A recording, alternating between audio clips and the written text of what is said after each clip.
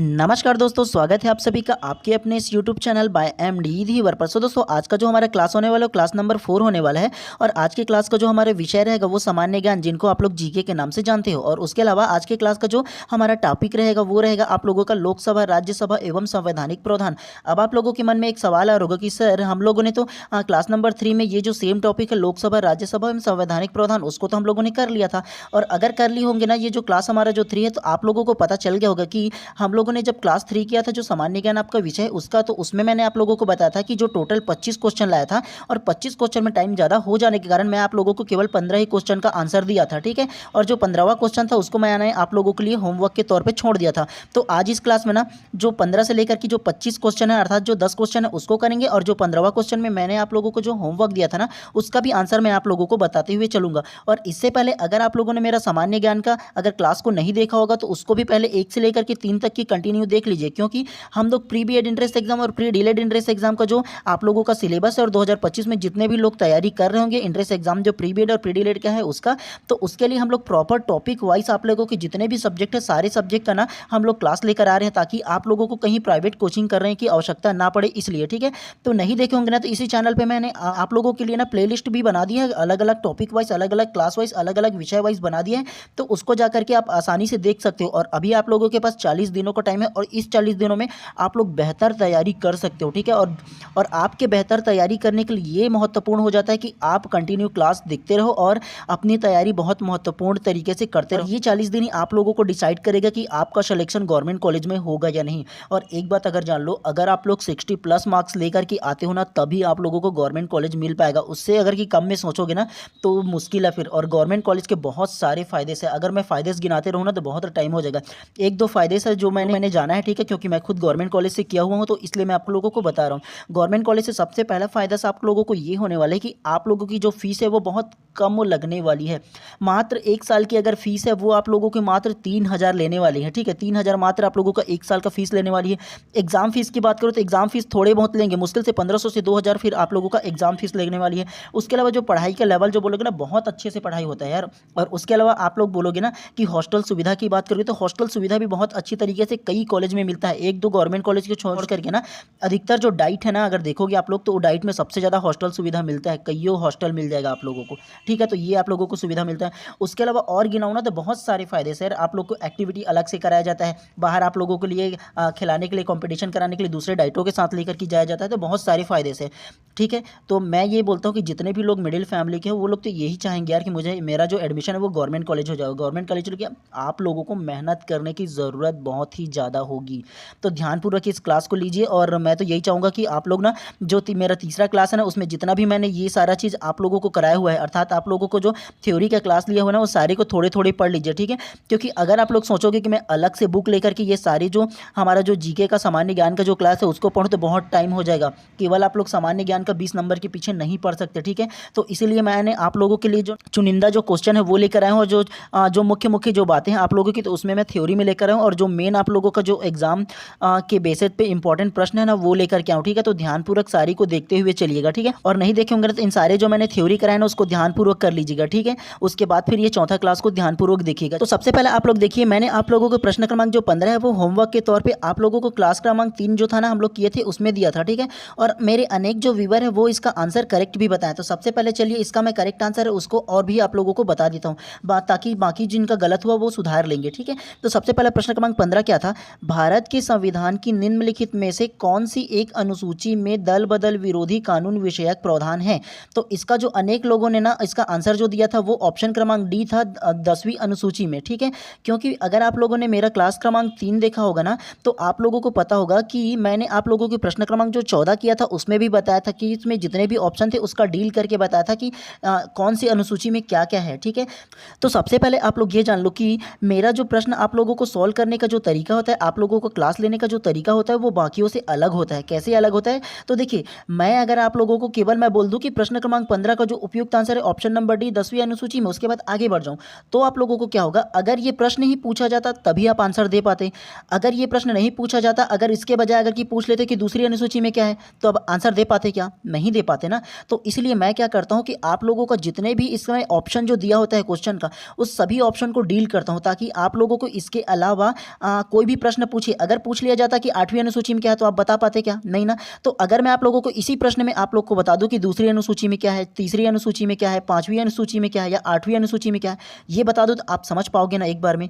तो समझ जाते, अगर ऐसी पूछता तो आप लोग आसानी से इसका आंसर भी दे पाते। तो इसीलिए मैं आप लोगों को सारे जो मेरा जो ऑप्शन रहता है इसमें प्रश्न का, उसके सारे को डील करते हुए चलता हूँ, ठीक है। तो सबसे पहले आप लोग ये जान लीजिए कि ऑप्शन नंबर जो ए है ना, दूसरी अनुसूची, तो दूसरी अनुसूची में क्या है आप लोग ये जान लो, ठीक है। दूसरी अनुसूची में जो है वो वेतन एवं भत्ता के बारे में दिया गया है। तो किसकी वेतन भत्ता? तो देखिए जो राष्ट्रपति होता है, प्रधानमंत्री होता है, जो बड़े बड़े पद होता है, जैसे कि जो सुप्रीम कोर्ट के जो जज होता है उसका जो वेतन होता है, उसका वेतन और भत्ता के बारे में इसमें दिया गया है। जो मुख्य मुख्य पद है ना, उसके वेतन और भत्ता के बारे में जिक्र किया गया है। कौन सी? दूसरी अनुसूची में, ठीक है। उसके अलावा जान ले ऑप्शन नंबर भी 5वीं अनुसूची। तो 5वीं अनुसूची में क्या है? तो देखिए 5वीं अनुसूची में जो है वो अनुसूचित जाति, अनुसूचित जनजाति, क्षेत्र प्रशासन एवं नियंत्रण के विषय में इसमें दिया गया है। तो इसको आप लोगों को याद रखना है। और ऑप्शन नंबर सी 8वीं अनुसूची में क्या है ये जान लो। तो 8वीं अनुसूची में भाषाएं हैं। भाषाएं अर्थात भाषा संबंधी जितने भी प्रावधान है वो दिया गया है। अर्थात हमारी भारतीय संविधान में 22 भाषाओं को मान्यता प्राप्त है ना, तो 22 भाषाओं के बारे में इसमें उल्लेख किया गया है, ठीक है। तो अगर पूछा जाए आप लोगों से प्रश्न में कि भारतीय संविधान की अनुसूची 8वीं में क्या है पूछा जाए, ठीक है, और ऑप्शन दे दिया जाए, तो ऑप्शन में अगर बोला जाए ना कि हाँ भाषाएं दिया गया 8वीं अनुसूची में भाषाएं संबंधी प्रावधान है, तो ये आप लोग पहले से जान लोगे तो इसका करेक्ट आंसर दे सकते हो ना। तो अगर इस प्रकार से प्रश्न पूछा जाए तो आप आसानी से आंसर दे सकते हो, ठीक। और हमारे जो एमसीक्यू करने का जो तरीका है बिल्कुल ऐसे ही रहने वाला है, ठीक है, ताकि हम लोग एक प्रश्न में ना 4-5 प्रश्नों का आंसर दे सके, ऐसे ही हम लोग को बनाते हुए चलेंगे। चलिए अब आप लोग का जो मेन क्लास है ना वो स्टार्ट होता है। प्रश्न क्रमांक 16 को देखते हुए चलिएगा ध्यानपूर्वक, और उसका भी आंसर देने की आप लोग कोशिश कीजिए, ध्यानपूर्वक पढ़ेंगे।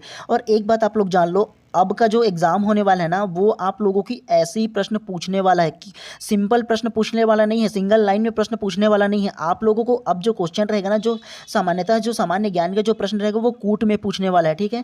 अर्थात आप लोग को अच्छे से याद रहेगा तभी आप बना पाओगे, वरना थोड़े से मुश्किल है। इसीलिए थोड़े से मैं बोलता हूँ ना कि अपने जो क्लास है उसमें थोड़ा सा व्याख्यात्मक रूप से आप लोगों को कराते हुए चलता हूँ। और एक बात मैं अपने वीडियोस में सभी लोगों को कहता हूँ कि आप लोगों का क्वेश्चन जो सॉल्व करने का जो तरीका है वो होना चाहिए कि आप लोग पहले खुद से आंसर देने की कोशिश करो, कम से कम ट्राई करो कि किसका आंसर क्या हो सकता है। खुद से डिपेंड बिल्कुल भी नहीं रहना है, क्योंकि आप लोग को एग्जाम हॉल में कोई भी मदद करने वाला नहीं है। आप खुद डिसीजन लोगे, खुद क्या आंसर आएगा उस आधार पर आपका सिलेक्शन होगा, क्योंकि कोई बताने वाला नहीं है। जब तक आप खुद से बनाओगे नहीं बनने वाला आप लोगों से, ठीक है।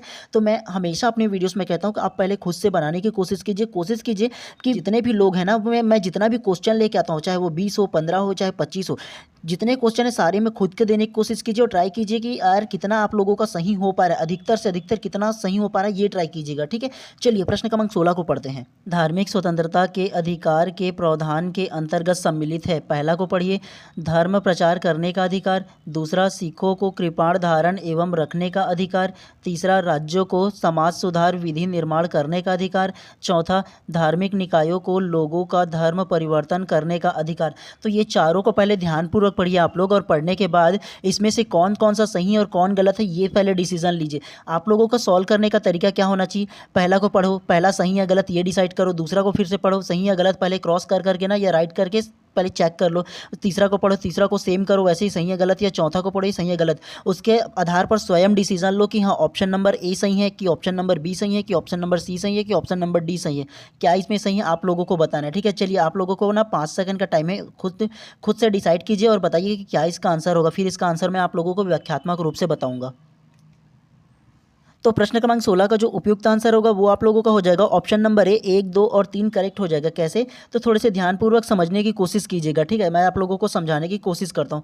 सबसे पहला प्रश्न को आप लोग पढ़ोगे तो आप लोग को समझ में आएगा कि धार्मिक स्वतंत्रता के अधिकार पर प्रावधान के अंतर्गत सम्मिलित है। अर्थात धार्मिक स्वतंत्रता का जो अधिकार है वो सम्मिलित है, वो बताना है क्या क्या सम्मिलित है इसके अंतर्गत आप लोगों को ये बताना था, ठीक है। पहला को पढ़ेंगे तो देखिएगा पहला क्या कहता है, धर्म प्रचार करने का अधिकार। ये सब लोगों के लिए सबसे पहला जो हमारा भारत का संविधान है वो हम लोगों को अधिकार दिया है कि धर्म का प्रचार कर सकते हैं हम लोग, ठीक है। दूसरा क्या बोला है, देखिए सिखों को कृपाण धारण एवं रखने का अधिकार, ये भी है। हाँ, सिखों को कृपाण धारण करने का और रखने का अधिकार ये भी है, हमारे भारतीय संविधान ने दिया हुआ है। उसके अलावा तीसरा को देखो, तीसरा क्या कहता है, राज्य को समाज सुधारक विधि निर्माण का अधिकार है। हाँ, राज्य जो है ना वो समाज सुधारक विधि का निर्माण कर सकते हैं, वो अधिकार ये भी है। लेकिन चौथा गलत कैसे होगा आप लोग ये जान लीजिए। देखिए धार्मिक निकायों को लोगों को धर्म परिवर्तन कराने का अधिकार, ये बताओ कोई भी मंदिर, मस्जिद या चर्च, किसी का भी धर्म परिवर्तन करने का अधिकार दिया है क्या हमारे संविधान में? नहीं दिया गया है ना, ये तो सरासर इल्लीगल है, तो ये नहीं आएगा। और अधिकतर आप लोग ना अभी का जो माहौल है उसमें देखे होंगे कि अधिकतर जो अनेक लोगों ने जो धर्म परिवर्तन कर लेते हैं, स्वयं से करते हैं वो बात अलग है, लेकिन किसी के बहकावे में कर लेते हैं, आप लोगों ने देखा ही होगा। तो ऐसे करते हैं तो वो इल्लीगल होता है, उसको अरेस्ट कर लिया जाता है, गैर कानूनी होता है वो वाला। तो इसी प्रकार से देखोगे ना तो आप लोगों का जो करेक्ट होगा ना वो पहला करेक्ट हो जाएगा, दूसरा करेक्ट हो जाएगा और तीसरा करेक्ट हो जाएगा। और तीनों जो करेक्ट है वो कौन सा ऑप्शन में? तो ऑप्शन नंबर है 1, 2 और 3 करेक्ट हो जाएगा, ठीक है। तो ऐसे ही आप लोगों को ना व्याख्यात्मक रूप से ना आप लोग खुद से पढ़ने की कोशिश कीजिए, ठीक है। बाकी मैं तो बताते हुए चलूंगा। मैं आप लोगों को बार बार बोल रहा हूँ ना, अब की जो प्रश्न आने वाले हैं ना वो अधिकतर आप लोगों के कूट में पूछने वाला है, क्योंकि बहुत लोग एग्जाम देने वाले हैं। जब तक आप अच्छे से तैयारी नहीं करोगे आप लोग का सक्सेस होना मुश्किल है। मैं आप लोगों को डीमोटिवेट नहीं कर रहा हूँ, आप लोग और अच्छे से तैयारी करो इन 40 दिनों में, मैं ये चाह रहा हूँ, ठीक है। इसलिए मैं आपको बता रहा हूँ। और अब हम लोग ना ऐसे ही प्रश्न करते हुए चलेंगे ताकि आप लोग की जो समझ है ना वो अच्छी तरीके से बैठ सके। चलिए प्रश्न क्रमांक 17 को ध्यानपूर्वक पढ़िए। निम्न में से कौन से वे अधिकार है जो भारतीय नागरिकों के साथ ही भारतीय क्षेत्र में निवास करने वाले विदेशियों को भी प्राप्त है? अर्थात आपको ये बताना है कि भारतीय जो नागरिक है ना उसको भी वो अधिकार मिले हैं और जो विदेशों से जो लोग आते हैं ना उसको भी वो अधिकार प्राप्त है, सेम जो है उसको आप लोगों को बताना है। पहला को देखो शैक्षिक एवं सांस्कृतिक अधिकार, दूसरा देखिए धर्म की स्वतंत्रता का अधिकार, तीसरा देखिए राज्य द्वारा लिंग, जाति, धर्म एवं जन्म स्थान के आधार पर भेदभाव के विरुद्ध अधिकार, चौथा देखिए व्यक्तिगत स्वतंत्रता का अधिकार। कौन सा इसमें करेक्ट होगा आप लोगों को बताना। ऑप्शन ए को देखो 1 और 2, ऑप्शन बी 3 और 4, ऑप्शन सी 2 और 4 या ऑप्शन डी ये सभी, कौन सा करेक्ट होगा? दोबारा ध्यानपूर्वक पढ़ लीजिए, ठीक है। आप लोगों के पास 5 से 10 सेकंड का टाइम है, देखिए और इसका क्या आंसर होगा खुद से बनाने की कोशिश कीजिए। और ज़्यादा टाइम चाहिए तो वीडियो को स्किप कर लीजिए और उसके बाद खुद से बनाने की कोशिश कीजिए। और आप लोगों के बनाने के एक और तरीके क्या हो सकते हैं, आप जितने भी क्लास लेते हो उसमें पेन और कॉपी लेकर बैठ जाया करो और उसके बाद इसमें खुद से ट्राई किया करो कि हाँ क्या करेक्ट है और क्या गलत है।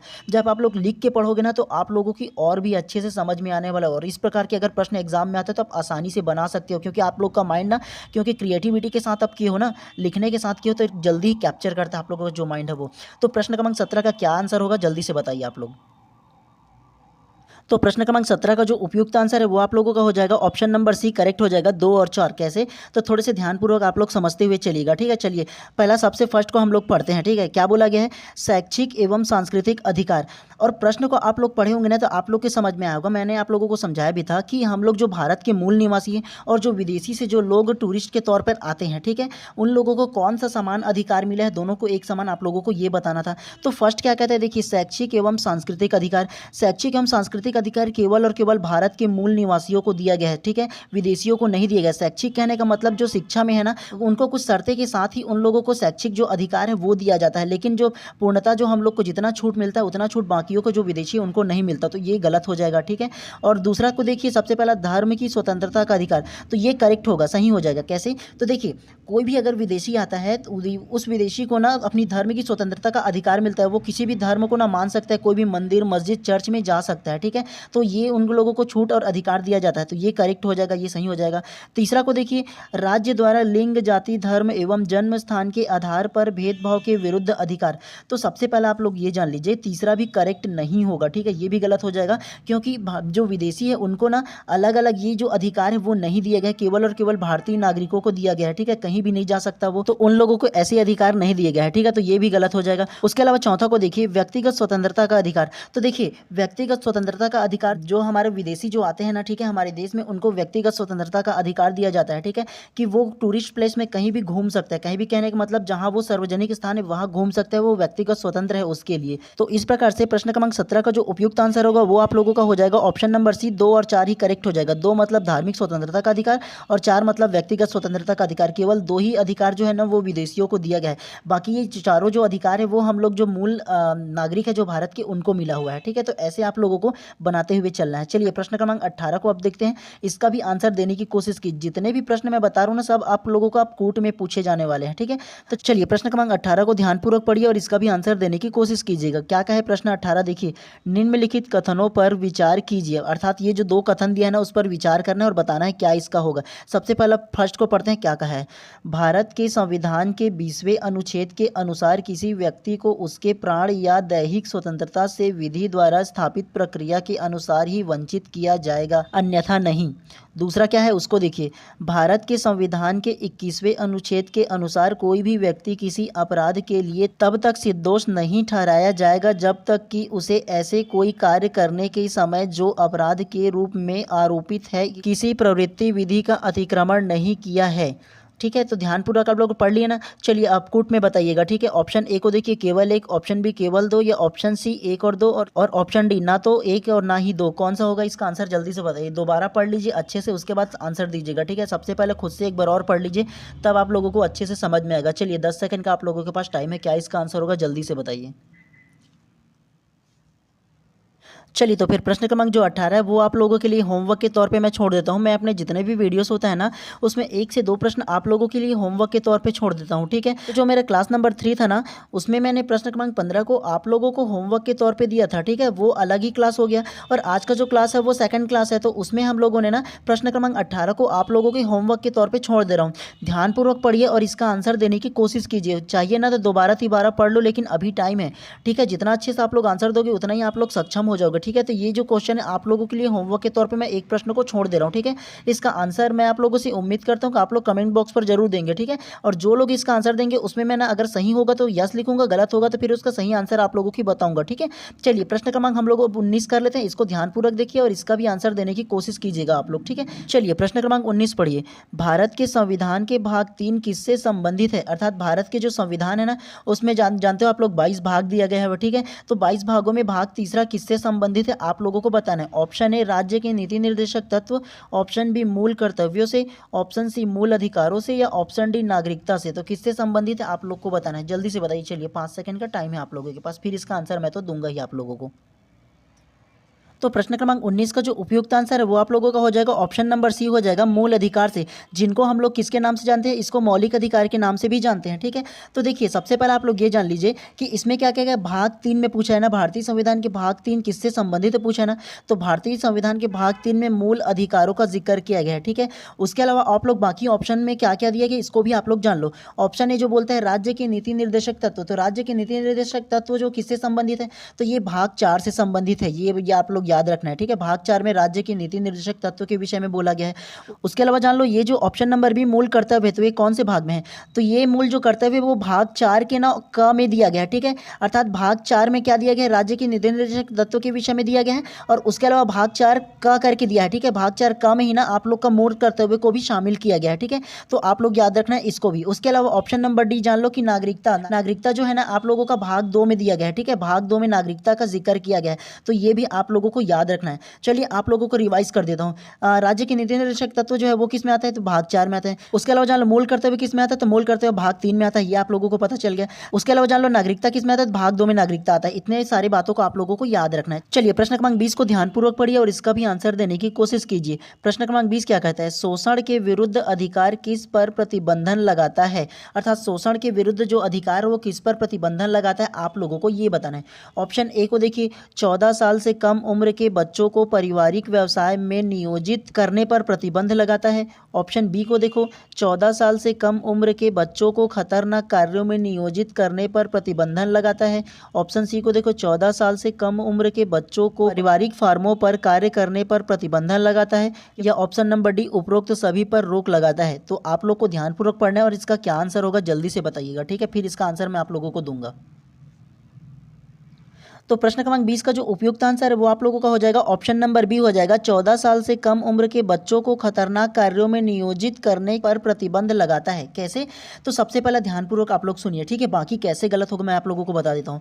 शोषण के विरुद्ध अधिकार प्रतिबंधित है बोला है। ठीक है, तो ऑप्शन ए कैसे गलत होगा ये देख लीजिए। सबसे पहला 14 साल से कम उम्र के बच्चों को पारिवारिक व्यवसाय में नियोजित करने से प्रतिबंधन। आप लोग मुझे सबसे पहले ये बताओ कि अगर आपके पिताजी ने कोई ऐसे व्यवसाय खोल रखा है, बिजनेस है आप लोग का, छोटा मोटा या बड़ा सा दुकान है, तो आप लोग ये बताओ 14 से कम साल का जो बच्चा है पढ़ने के साथ एक आध घंटे दुकान में बैठ जाएगा तो क्या वो शोषण कहलाएगा? नहीं कहलाएगा ना, क्योंकि ये फैमिली बिजनेस है। थोड़ा बहुत अगला एक आध घंटा जा करके बैठ जाता है, उसके अलावा फिर बाद में शाम को फिर पढ़ने चला जाता होगा, है ना। तो ऐसे कामों को करना जो है ना वो विरुद्ध नहीं कहलाएगा। ठीक है, उसके अलावा ऑप्शन नंबर सी कैसे गलत होगा ये जान लो। इसमें भी बोला गया देखो 14 साल से कम उम्र के बच्चों को पारिवारिक फॉर्म में कार्य, पारिवारिक बोला है तो इसका मतलब पारिवारिक बिजनेस है, तो पारिवारिक बिजनेस में कार्य करने के लिए कोई दिक्कत तो होगा नहीं, ठीक है, तो वो तो करना ही पड़ेगा बच्चे को, ठीक है। 14 साल से कम है मान लो तो थोड़े बहुत चले जाता है, बैठ जाता है 1 आध घंटा, तो वैसे थोड़ी ना गलत होगा, ये भी गलत नहीं होगा। कैसे गलत नहीं होगा, तो ये देखिए ये भी शोषण नहीं कहलाएगा, अपने पारिवारिक फैमिली बिजनेस को थोड़े बहुत करने में थोड़ी ना वो शोषण कहलाएगा।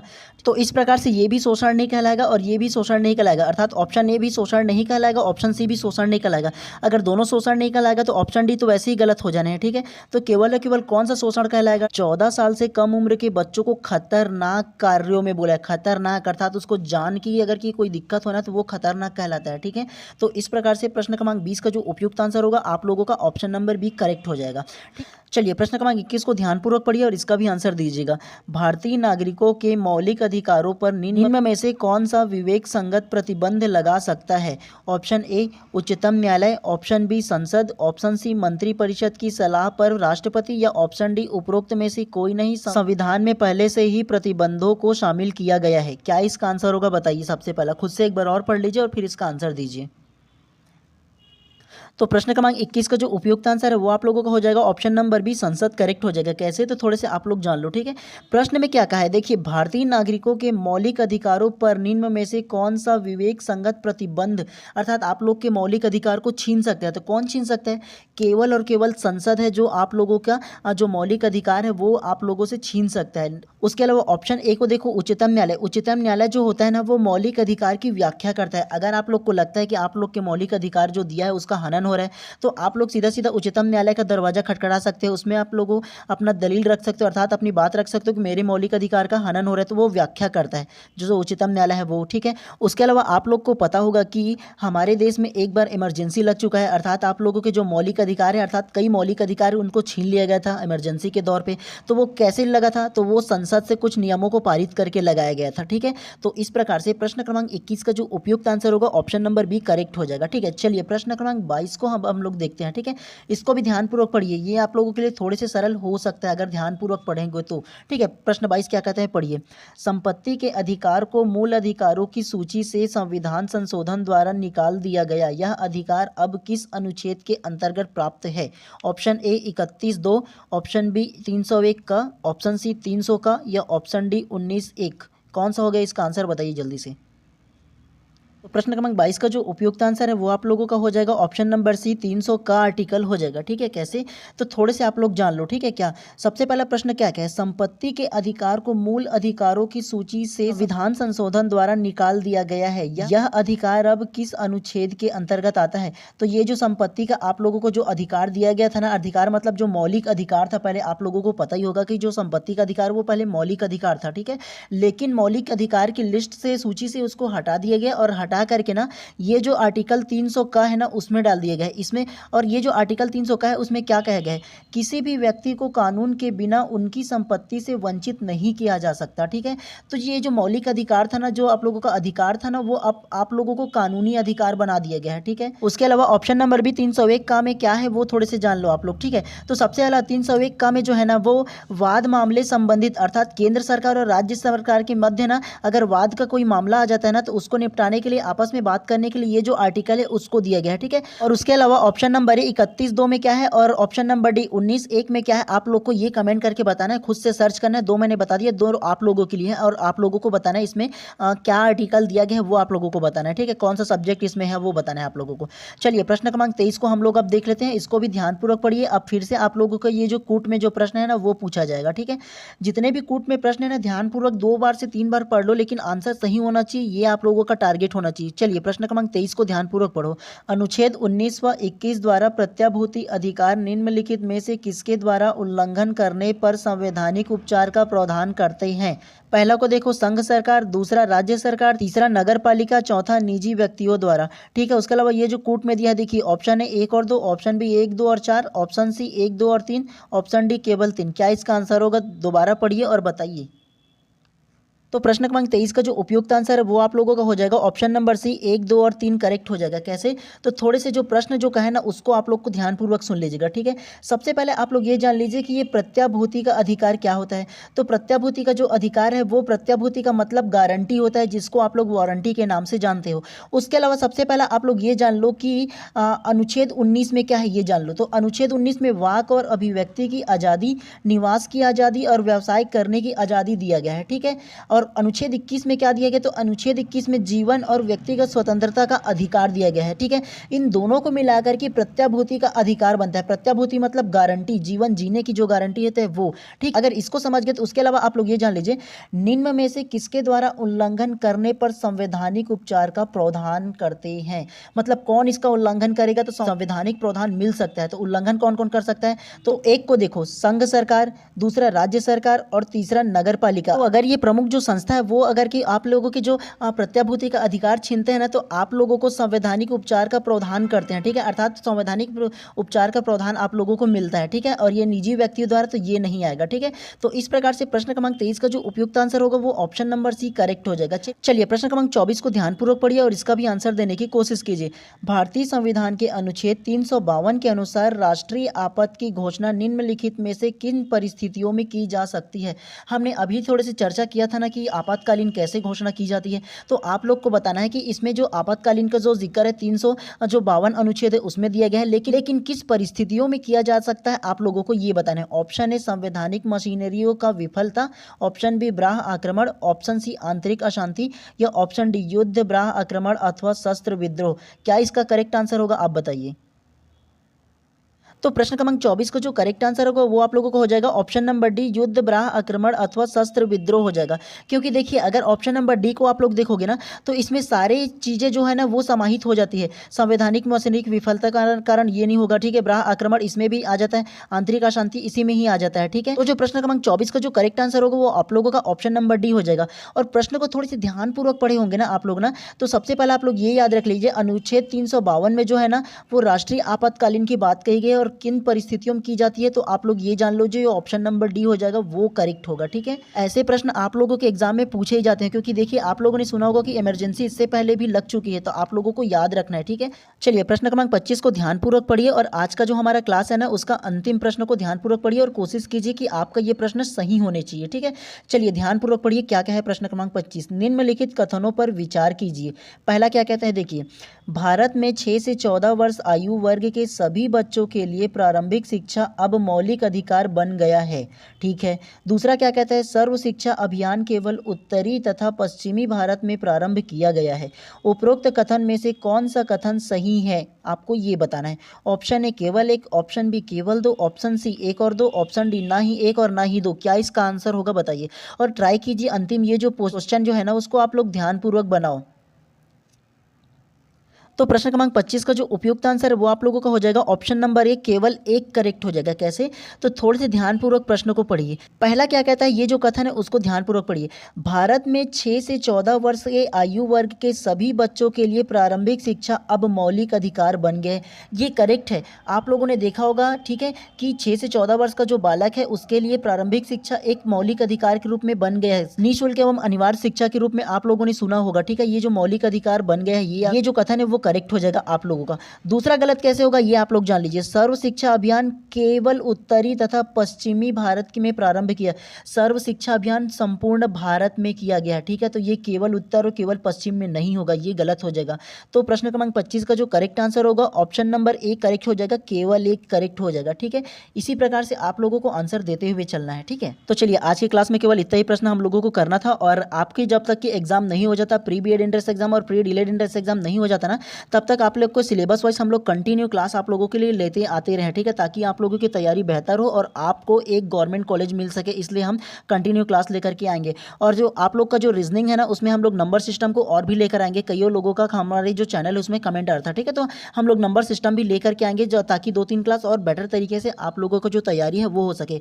तो चलिए इतना ही क्लास हम लोग को करना था और अगर आप लोग चैनल पर नए होंगे तो सब्सक्राइब कर लीजिए और बेल आइकन को भी दबा दीजिए। ठीक है, ताकि जब भी मैं क्लास लेकर आऊँ सबसे पहले आप लोगों को नोटिफिकेशन मिले। एटलीस्ट आप लोग ना आप लोगों के एग्जाम तक की बढ़िया से सब्सक्राइब करके रख लीजिए, क्योंकि अगर आप सब्सक्राइब कर लोगे तो टाइम पे नोटिफिकेशन आपको मिल पाएगा। क्योंकि देखिए मेरे को खुद को अपनी भी तैयारी करनी होती है अपने खुद के पढ़ने के लिए। ठीक है, तो इसीलिए हो सकता है कि टाइम का थोड़ा बहुत इशू हो जाएगा, तो इसलिए आप सब्सक्राइब कर ले रहोगे ना तो जितना समय में आप लोगों को जो वीडियो से लाऊंगा ना तो सबसे पहले आप लोगों को नोटिफिकेशन मिल जाएगा। ठीक है, तो इसलिए कर लीजिएगा। ठीक है, चलिए आज के लिए इतना ही।